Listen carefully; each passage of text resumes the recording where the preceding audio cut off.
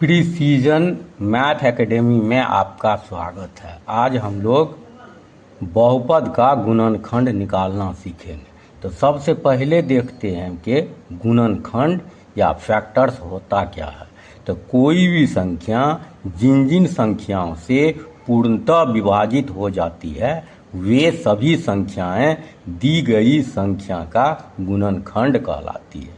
उदाहरण ले लेते हैं कि 15, तो 15 का हम खंड करते हैं तो 1 गुना 15, ये 15 हो गया। उसके बाद हम लेते हैं 3 गुना 5, ये भी 15 हो जाएगा। या इसको हम ऐसे भी लिख सकते हैं 5 गुना 3, कितना हो जाएगा 15। या फर्स्ट के लिए या हो जाएगा 15 गुना 1, ये भी 15 हो जाएगा। अर्थात 1, 3, 5 और 15 ये सभी 15 का गुणनखंड है, गुणनखंड है। अब हम गुणनखंड निकालना सीखेंगे। तो टाइप हम ले रहे हैं ax² plus bx plus c, जहाँ यह जो है 3 पद वाला द्विघात बहुपद है। तो इसका गुणनखंड निकालने के लिए एक उदाहरण से समझते हैं। हम ले रहे हैं 12x² माइनस 7x प्लस 1। यहाँ पर देख रहे हैं कि 3 पद है, 3 पद है। तो 3 पद का गुणनखंड निकालने के लिए इसको 4 पद में कन्वर्ट किया जाता है। तो 4 पद करने के लिए क्या किया जाएगा, पहला पद और तीसरा पद का हम गुना कर लेते हैं, पहला और तीसरा। तो पहला पद में कितना है 12x² है और तीसरा पद कितना है 1 है। यह मेरा तैयार हो गया 12x²।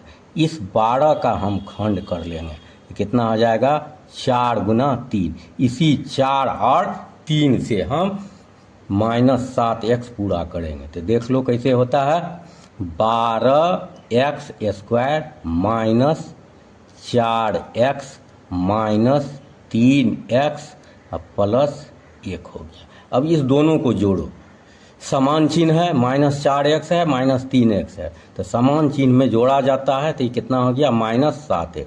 अब इसको गुना करेंगे तो यह हो जाएगा 4 तिया 12x²। अब यह माइनस है, ये माइनस मिल करके प्लस हो जाएगा। तो माइनस गुना माइनस हमेशा प्लस होता है। अब यहाँ 4 पद मेरा तैयार हो गया। अब इससे क्या करते हैं, हम कॉमन निकालते हैं। तो जो न्यूनतम होता है वही कॉमन होता है। तो यहाँ पर 4x न्यूनतम है, तो इसको बाहर कर लिए। तो 4 तिया 12, यहाँ x का घात 2 है, यहाँ x का घात 1 है, तो केवल 1 x बचेगा, यानी x का घात 1 बचेगा। यहाँ पर कितना हो जाएगा 1 हो जाएगा। अब यहाँ पर कितना है 3x प्लस 1 है, यहाँ से कॉमन नहीं आएगा, लेकिन तुमको पता है कि एक जो है किसी भी संख्या से कॉमन निकल सकता है। तो यह हो गया 3x माइनस 1। अब यहाँ एक प्रश्न उठता है कि यहाँ प्लस है तो यहाँ माइनस कैसे हो गया। तो जब हम माइनस कॉमन लेते हैं यानी कोष्ठ से बाहर करते हैं तो चिन्ह बदल जाता है, यानी प्लस माइनस हो जाता है और माइनस प्लस हो जाता है। तो यहाँ पर कितना है मेरा +1 है, इसलिए यह -1 हो गया।